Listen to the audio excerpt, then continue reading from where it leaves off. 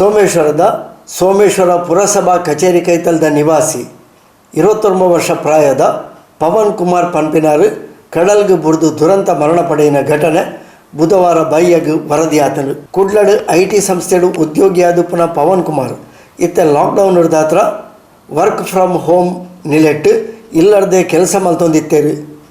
ಹೆಚ್ಚಾದ ರಾತ್ರಿ ಬೇಲೆ ಮಲ್ತೊಂದಿತ್ತಿನ ಪವನ್ ಕುಮಾರ್ ಬೇಲೆದ ಒತ್ತಡಡು ಇಂಚಾಗ ಕೆಲಸ ಮಾಡಿದು ಮಾನಸಿಕ ಖಿನ್ನತೆಗಳ ಒಳಗಾದಿತ್ತೇರು. ಇಂದಕ್ಕೆ ತಜ್ಞ ಡಾಕ್ಟರ್ ಹಿಡಿದು ಮರ್ದಲ ಮಲ್ತೊಂದಿತ್ತೇರು.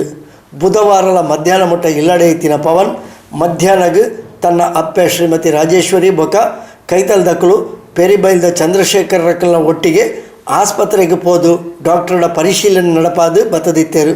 ಕಾಸದ ವಿಷಯಗಳ ಪವನ್ರಿಗೆ ಒವ್ವೇ ತೊಂದರೆ ಇಜ್ಜಾಣ ಪಂಡದ ಸ್ಥಳೀಯರು ತೆರಿಪಾದರು.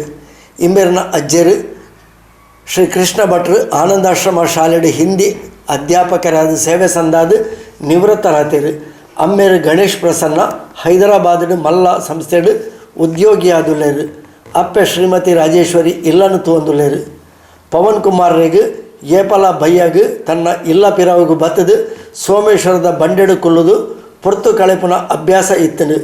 ಹೆಚ್ಚಾದ ರಾತ್ರಿ ಬೇಲೆದ ಒತ್ತಡ ಪಗೆಲ್ಡು ಕಣ್ಣು ಕೂರೊಂದಿತ್ತಿನವು ಕಿನ್ನೆತಲ ಇತ್ತೆನ್ನದಾತ್ರ ಕುಲ್ಲಿನಾಲ್ ಪಡೆದು ಕಡಲ್ಗೆ ಬುಡ್ದು ದುರಂತ ಮರಣ ಪಡೆದು ಪೊಡು ಪಡೆದು ಸ್ಥಳೀಯರು ಅಭಿಪ್ರಾಯಿಸಾದೇರು. ಆತ್ಮಹತ್ಯೆ ಮಲ್ತೊಂಡಂಚಿನ ಒವ್ವೇ ಕಾರಣಲ ತೋಜ್ಜಿ ಪಂಡದಲ ಸ್ಥಳೀಯರು ಪವನ್ನ ಬಗೆಟ್ ಎಡ್ಡೆ ಅಭಿಪ್ರಾಯ ತೆರಿಪಾದೇರು.